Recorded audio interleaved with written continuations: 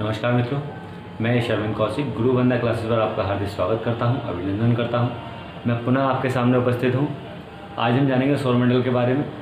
सौरमंडल में आज जानने वाले हैं जो इनके ग्रह थे। कुछ ग्रहों को हमने देख लिया था, विस्तारपूर्वक उनके ऊपर चर्चा कर ली थी। पिछली वीडियो में हमने सारे ग्रहों को दूरी के हिसाब से समझा था। उसके बाद कुछ ग्रहों पर चर्चा भी की गई थी। उसमें कुछ ग्रह शेष रह गए थे, उन ग्रहों को आज हम देखने वाले हैं। इसमें पृथ्वी है, चंद्रमा है, और कौन यात्री था जो पहली बार चंद्रमा पर पहुंचा, कब पहुंचा, कौन से पुरस्कार से सम्मानित किया गया, भारतीय कौन था। तो इन सभी की चर्चा आज की हम वीडियो में करने वाले हैं। तो चलिए अधिक समय ना लेते हुए चलते हैं अपने टॉपिक की ओर और देखते हैं सौरमंडल। सौरमंडल में सबसे पहले हम देखने वाले हैं पृथ्वी को। तो पृथ्वी, हम सभी जानते हैं पृथ्वी है क्या। जहाँ हम लोग रहते हैं उसी को क्या बोलते हैं, पृथ्वी बोलते हैं, या फिर इसको हम नीला ग्रह भी बोलते हैं। अब नीला ग्रह कहने का पृथ्वी को क्या कारण है? क्योंकि इसके अधिकतर भाग पर पानी है। अब वो भाग कितना है, देखिए वो भाग है हमारा 2/3।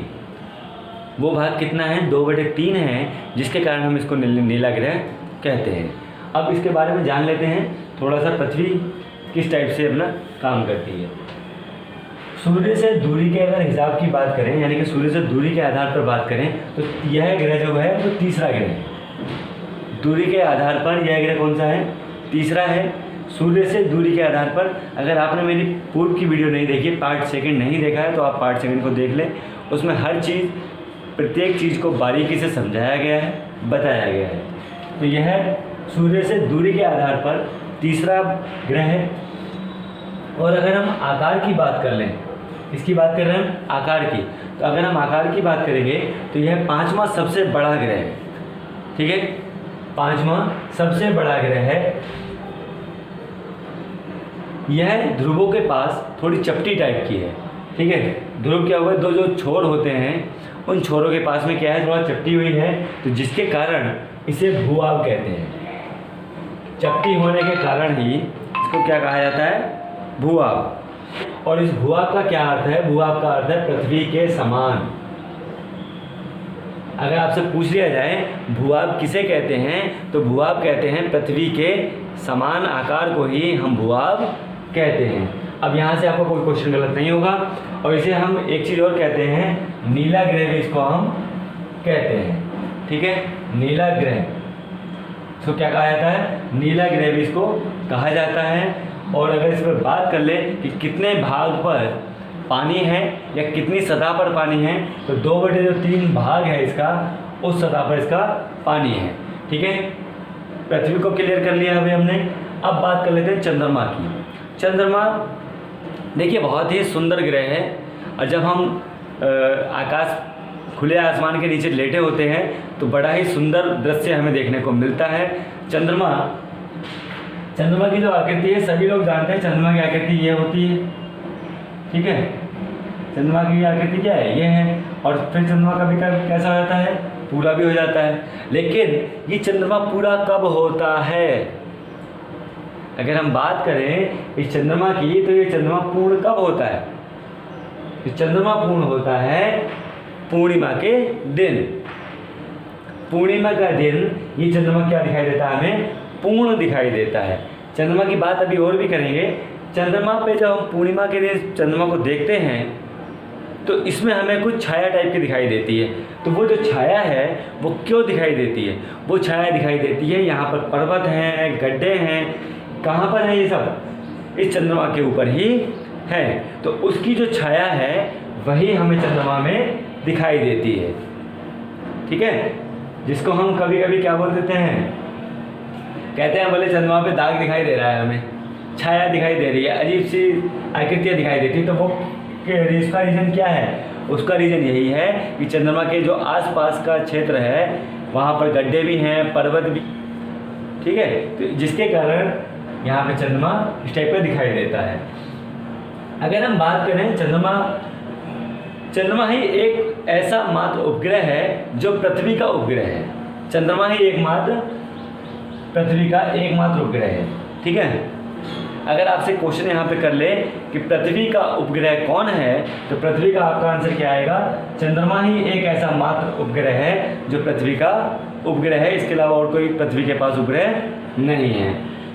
इसका जो व्यास की अगर हम बात करें तो पृथ्वी के व्यास का 1/4 भाग है। चंद्रमा का जो आकार है वो पृथ्वी के व्यास का 1/4 भाग है। ठीक है, किसका? व्यास का। और हम सभी लोग जानते हैं जो व्यास होता है वो क्या होता है? आधा होता है। अब ये आधे का भी 1/4 भाग है। समझ में आ रही है ना आपको बात?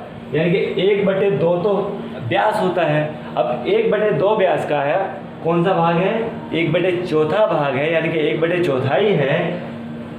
लेकिन अब आपके दिमाग में क्वेश्चन ये आएगा, सर आपने ये बात बताई कि व्यास हमारा आधा होता है और आधे का भी 1/4 भाग हमारा चंद्रमा है, लेकिन ये हमें इतना बड़ा कैसे दिखाई देता है?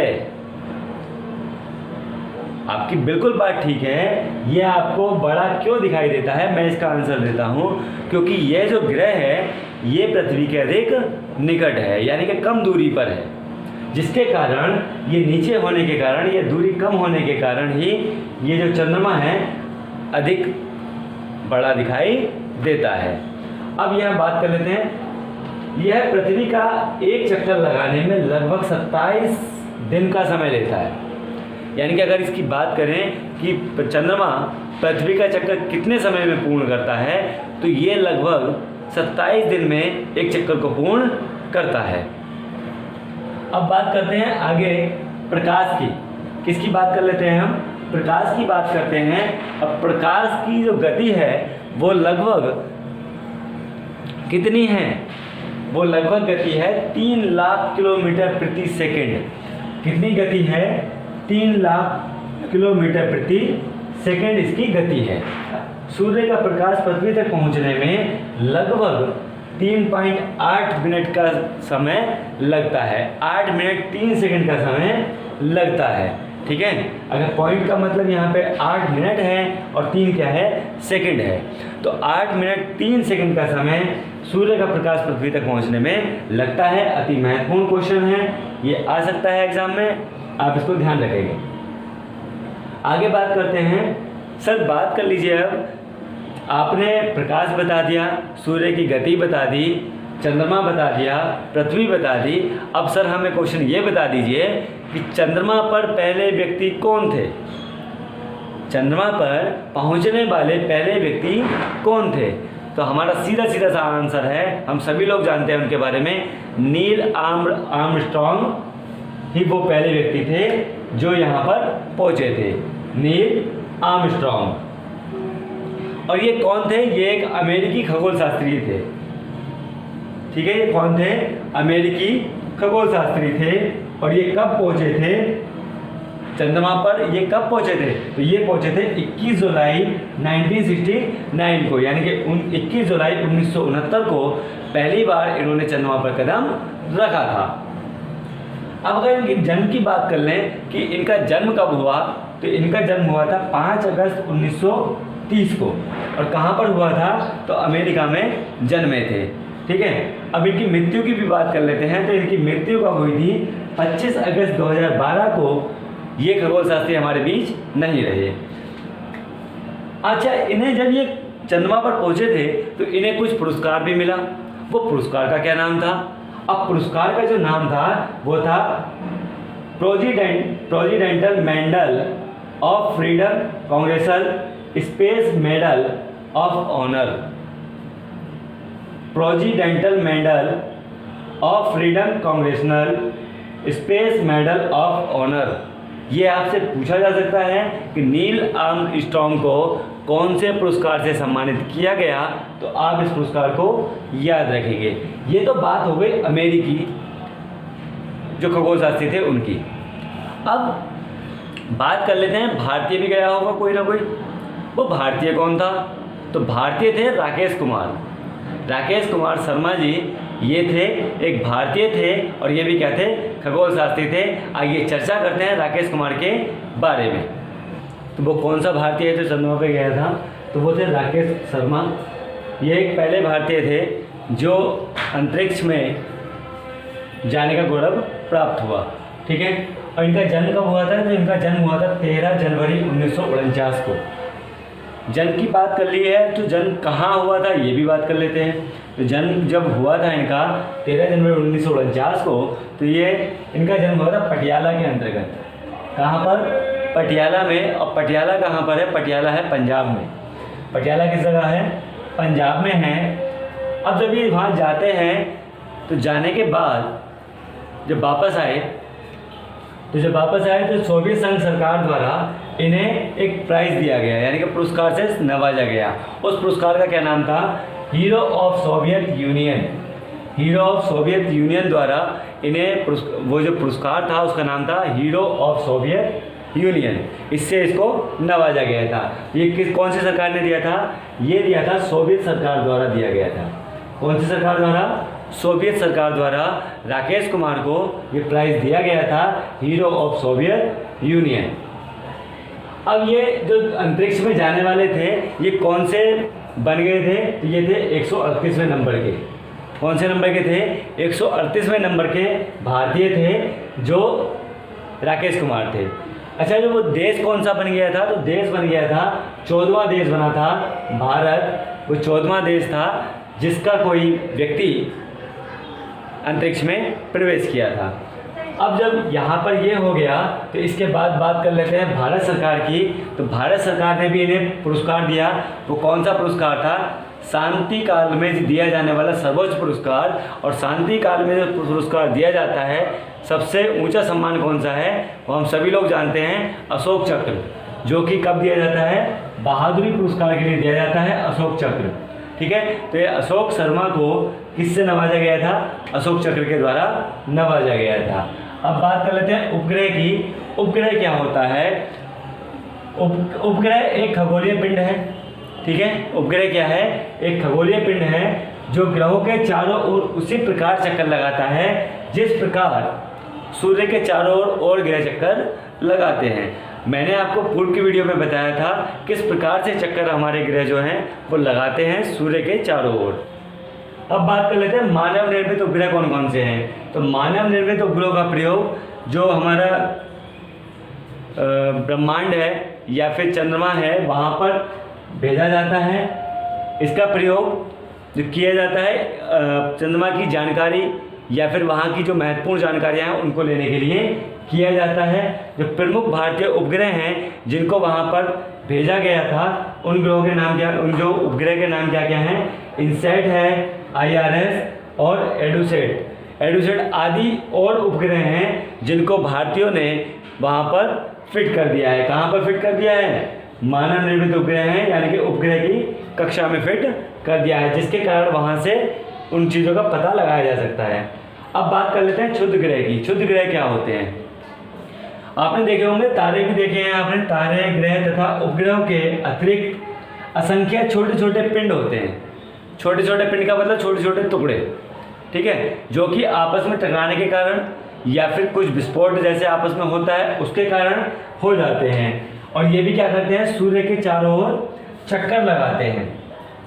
ठीक है, ये भी क्या करते हैं? सूर्य के चारों ओर चक्कर लगाते हैं, जिन्हें क्षुद्र ग्रह का नाम दिया जाता है या फिर क्षुद्र ग्रह कहते हैं। अगर हम बात करें क्षुद्र ग्रह किस कक्षा में पाए जाते हैं, तो ये मंगल और बृहस्पति की कक्षा के बीच में ही पाए जाते हैं। हमने आपको बताया था ये मंगल है और ये बृहस्पति है। तो यहाँ पर जो मिलेंगे आपको, यहाँ पे क्या मिलने वाले हैं? क्षुद्र ग्रह मिलने वाले हैं और असंख्य संख्या में मिलने वाले हैं। असंख्य संख्या में मिलेंगे, जैसे पोरस हमने बताया था आपको। ठीक है, याद आ रहा हो तो कुछ और एक दो चीज़ें और बची हैं। इसके बाद ये आपका जो सौरमंडल का चैप्टर है ये पूरा खत्म हो जाएगा। बात कर लेते हैं उल्का पिंड की। उल्का पिंड क्या होता है? सूर्य के चारों ओर चक्कर लगाने वाले पत्थरों के छोटे छोटे टुकड़ों को ही हम उल्का पिंड कहते हैं। ठीक है, जो सूर्य के चारों ओर चक्कर लगाते हैं कौन होते हैं? वो पत्थर होते हैं। अब देखिए, अभी मैंने आपको समझाया था क्षुद्र ग्रह। क्षुद्र ग्रह में और उसमें क्या डिफरेंस है ये मैं आपको बता देता हूँ। जो क्षुद्र ग्रह होते हैं वह होते हैं आपके ग्रहों के ही पार्ट, यानी कि ग्रहों से ही टूटकर जो हो जाते हैं, अलग हो जाते हैं, जो ग्रहों से टूट जाते हैं और किसी भी विस्फोट के कारण हो सकता है या किसी भी चीज़ के कारण ये हो सकता है। तो ग्रहों से जो अलग होते हैं वो कहलाते हैं हमारे क्षुद्र ग्रह, यानी कि छोटे छोटे ग्रह। जैसे प्लूटो भी एक हमारा बौना ग्रह हो गया है। अब इसी प्रकार से अगर उल्का पिंड की बात करते हैं तो उल्का पिंड के अंतर्गत क्या आता है, उल्का पिंड के अंतर्गत आते हैं पत्थर। इसके अंदर क्या आते हैं, पत्थर आते हैं। और ये जो पत्थर इतने विशाल होते हैं कि कहीं ऐसा लगता है कई बार कि कहीं पृथ्वी से ना टकरा जाए। किससे?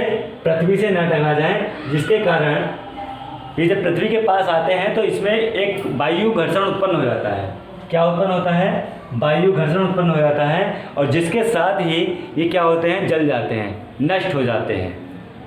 ऐसा क्यों होता है? क्योंकि वायु घर्षण इनके साथ हो रहा है। तो वायु घर्षण होने के साथ ही ये क्या हो जाते हैं, नष्ट हो जाते हैं। और जब आपने देखा होगा जब खुले आकाश के नीचे आप लेटते हैं, सोते हैं, तो आपने देखा होगा कई बार आकाश से नीचे को बहुत तेज़ी के साथ एक रोशनी आती है।